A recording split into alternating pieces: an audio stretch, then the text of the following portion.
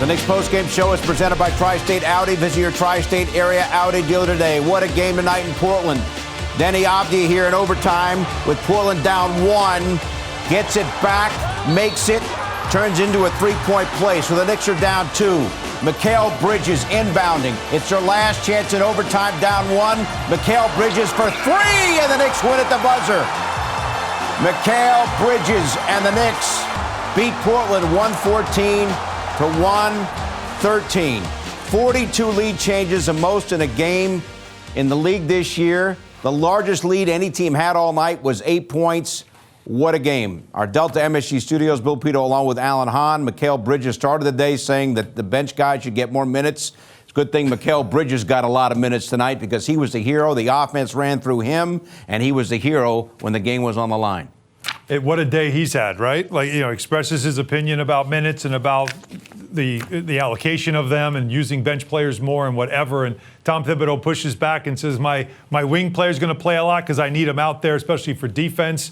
And boy, did they need Mikal Bridges. The question was going to be, with Jalen Brunson out of the lineup, is who was going to step up and make those clutch time shots and big plays that Jalen Brunson brings to the table. And they hadn't had an opportunity to show that off yet until tonight. And it was curious to see how they were going to get it done. And there were times that it felt like Portland was just making all kinds of crazy shots. The ball was bouncing their way on a couple of plays. The Knicks were playing hard defensively, but just couldn't seem to get them, to keep them at an arm's length. 3.4 seconds to go, and the play, who was going to get the ball but Mikal Bridges. And that patented three that he takes, that little lean back. And he's actually better from the corners than he is above the break. But on that shot, he was money. And the Knicks are now even on this road trip. They got 2 days off. They can go to Golden State and try to exact some revenge against the Warriors. Game was tight throughout. It was 77-77 after the third quarter. Mikal Bridges ended up with 12 points after the third quarter, leading the way. Take us through, Alan. It was a riveting last quarter, and then, of course, the overtime period. And if you're Chauncey Billups, you're so proud of how hard your team, your Portland Trailblazers team, played. Mikal Bridges pointing to the bench there on that shot, hitting that jumper. Now watch this here. He gets the and one on that. Now he misses the free throw. We're tied at 98, but there's still more defense for the Knicks. OG, all right, I'm way behind now on this, so I'm just going to watch the highlights. Forget it. Corner. Look at the ball movement here. Shoot with confidence. So Cat hit a couple of huge threes down the stretch. Right. The Knicks go up by 6. But they got to get stops. And, boy, Scoot Henderson, number 2 pick in the draft. He's kind of been up and down. Look at that. The bank was open in Portland at night. Now, the Knicks need shots. They knock this down. Now they're up 5. So, again, should be good. Under a minute to go. Play some defense. And 1. Deuce McBride had his hands full with Scoot. Scoot was playing real hard. Now, here's a chance to win it at the end of regulation. But we fall just short. So at 106 all, we go to overtime. Not a lot of offense in overtime, but we'll show you the little bit that did happen here. As Deuce knocks down that 3, the Knicks went up 1.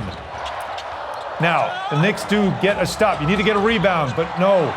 The offensive rebound there by Klingen, a tip, and now they're down 1. So here comes Bridges with a pull-up, patented pull-up. Knicks go up 1. 111, 110. A bunch of misses happen. We can't show you those. We're just going to show you this. A great block by Robinson. Avdia gets the ball back, though. It just bounces to him. So he gets down. Now here's the final play. Now that's Klingen. He's got a 7'4" wingspan. Hand up in his face. Bridges creates enough space to get that shot off. Straight on, line drive, money. And the celebration, and no one's talking about minutes right now. They're just talking about dubs.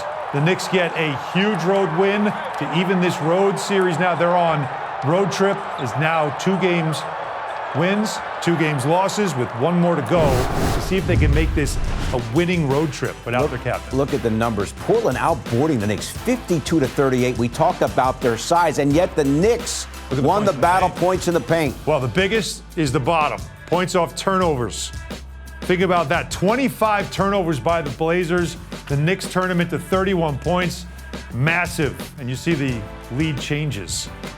42. Right. Monica McNutt helped call the game on the radio on ESPN New York. Monica, I think it's really interesting because How would the Knicks handle crunch time is the big question without Jalen Brunson. And maybe they found something tonight because it all went through Mikal Bridges. You had Josh Hart setting screens for Bridges, and Bridges was up to the task, coming through with the offense through him with the game on the line. This was poetic, y'all, because ain't nobody asked to come out of the game. Ain't nobody worried about minutes when it came down to the final possession in overtime. Just a tremendous performance. And Josh Hart said to us post-game on the radio call that Mikal had my back. He's like, I had a brain cramp, and Mikal had my back, and he came through in fine fashion for sure. But I think overall, and yes, the highlight, that will be one that we look at when we have the year-end wrap video. But I'm also looking at this thing, and I'm seeing 7 assists. I'm seeing 7 blocks, 5 guys that had at least 1 block as far as this team continuing to develop and demonstrate the defensive urgency in this one. So there was a lot of good here. That assist number just shy of the 30 mark that I was hoping to see, Pito, with 27. And then the Knicks finding their way from behind the three-point line as well. This performance to me is a reminder that, yes, it got a little bit tougher without Jalen Brunson on the floor, but this team is demonstrating how tough they actually can be. That was the question, right, Monica, was who would take over in crunch time. They haven't had that chance yet in a game to have crunch time minutes that were big minutes. The Clipper game was really kind of a sloppy game.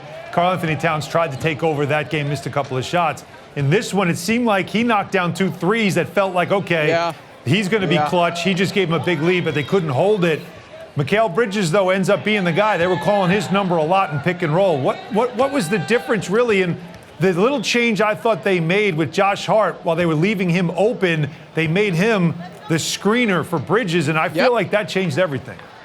100%, and I think that's a question we've heard, I want to say twice, if not more, between the Clippers game and getting to today's contest is what happens when teams put their 5-1 Josh and they put a 4 on Karl Anthony Towns. I actually was watching that last play unfold, and it was 2 screens, I believe, that Mikal Bridges, or it took 2 screens for Mikal Bridges to get the matchup that he wanted in terms of going at Donovan Clingan. Now, what I will say tonight, and Chauncey Billups said it pregame, he said without Jalen Brunson, this group seems to be playing a little bit more free, there's more movement, there's more cutting, and that is a different challenge to guard. That's exactly what you saw unfold tonight, particularly Mikal Bridges, who we already know is terrific on the move in terms of scoring in the mid-range. But I thought his movement and that high release point that he uses to shoot the basketball was a particular challenge for the Blazers to guard tonight. And Monica, you mentioned the block shots. The Knicks' tenacity in that category, and also Hart, as always, getting key offensive rebounds with the game on the line. I mean, this is a gut check win, as you're talking about, as Alan's mentioned. They may have to go who knows how long without Jalen Brunson. They, I think, can always go back to what they were able to do tonight. This could be a very important victory as we head down the stretch. I'm with you, Pito, right? If you subscribe to the thought process that past success is the best indicator of future success. Now, I am not saying they will not get in the lab, watch the film of this game, and see areas in which they can grow. But I am saying that there is a belief. It looks different without Jalen Brunson. Flat out, it just does. But it does not mean that it still can't be successful. And we all know, look, we started the pregame show talking about a difference of opinion between the game-winning guy and your head coach. All of this is a part of our basketball cycle and the experience of being a team competing and fighting for opportunities to win. Tonight, a big deposit in terms of the equity of believing in one another and pulling in the same direction and knowing that together you can get through whatever's presented in front of you. Love it, with deposits and equity, all good. Pito, say I'm right on my key. I was right-ish. What was your key? It was so long ago. What was your key again? Assist. My key was assist, and that the Knicks had to have ball movement, which I think, it was assist to turnover ratio, which I think is accurate because all 5 starters double figures, 3 of them 20-plus points. What do you think, Pito? Right. I get credit for that one? 27 assists, 15 turnovers. We'll give you the deposit on that, okay? All right. There you go. Thank you. I appreciate that. Talk to you Saturday from Golden State. Actually, we don't have the game. See you next week. No, correct. We'll talk to you tomorrow.